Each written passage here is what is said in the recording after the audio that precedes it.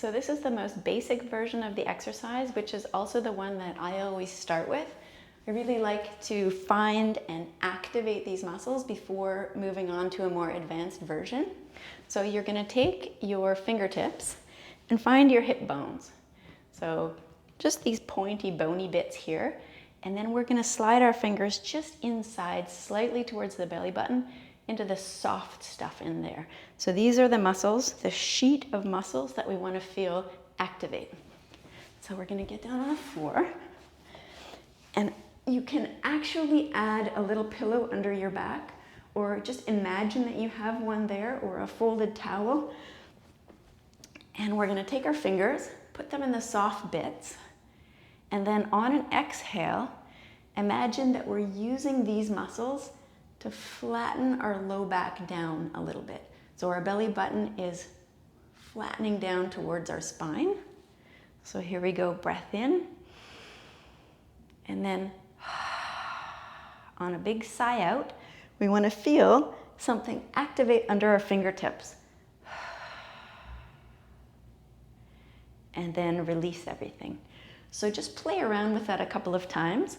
Sometimes you can feel, oh, it activates on the right side but not the left.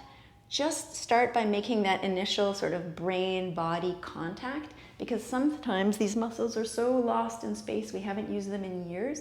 It takes a little while just to sort of wake them up and reintroduce them to the rest of the body. So give yourself time for that before you move on to anything more fancy. So I would do just about 10 breaths in and a big exhale, imagining that we're squishing something under our back. So you can imagine you have a bag of marshmallows, something gummy under your back, and we're flattening it down. So if you want to give a little look, just make sure that your belly isn't popping up. That's sort of a common fault or something we want to adjust. So just make sure you don't get that belly popping up. See if you can draw things in and down. So this is step one, finding it and waking it up.